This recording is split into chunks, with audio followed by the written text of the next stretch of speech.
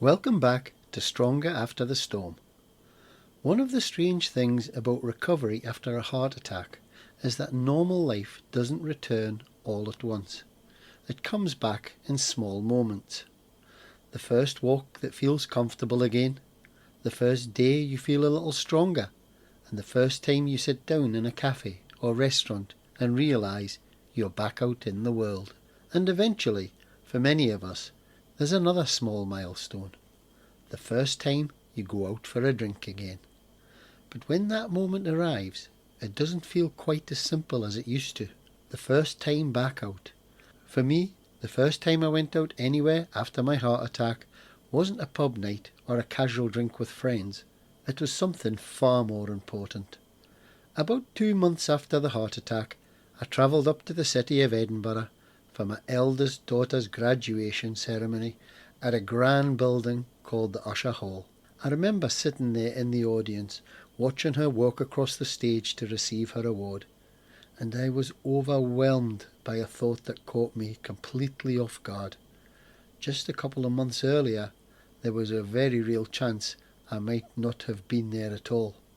That moment hit me harder than I expected. Not in a sad way, more in a deep sense of gratitude. After the ceremony, we all met up at the gathering afterwards, and I had 2 bottles of beer.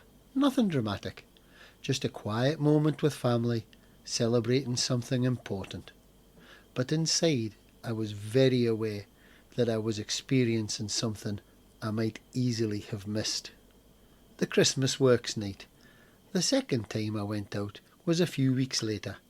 It was a Christmas Works dinner. Seeing everyone again felt great. For a while, it felt like stepping back into the old version of myself.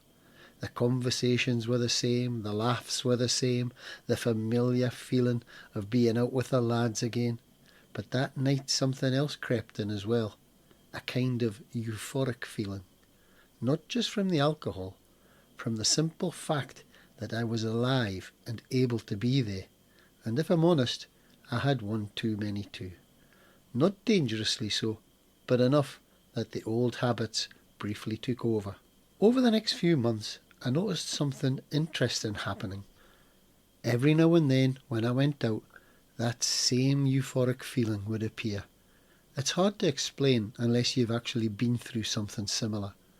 There's this sense of, I'm still here, and sometimes that feeling can make you want to celebrate life a little harder than you probably should. In some ways, it's understandable. Surviving something serious can make ordinary moments feel incredibly precious. But I also began to realise that this mindset could quietly lead me back into habits that weren't really helping my recovery, pulling things back. At some point, I had to be honest with myself.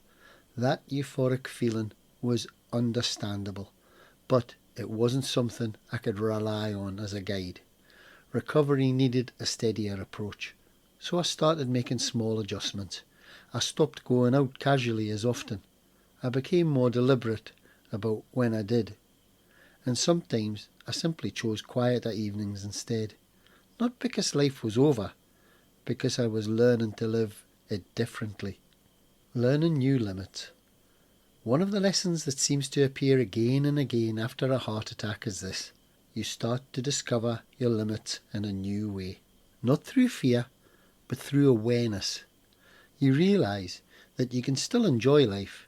You can still see friends, still celebrate important moments, but you might do it at a slightly different pace. And that's not a loss. That's simply part of adjusting to the life that comes after survival. A closing reflection. Going out for a drink again might seem like a small thing, but for many of us, it becomes another moment where we quietly renegotiate our relationship with everyday life. We learn where the balance lies between enjoying life and taking care of the second chance we've been given. Next time on Stronger After the Storm, I want to talk about something else that often changes after a major health scare. Friendships.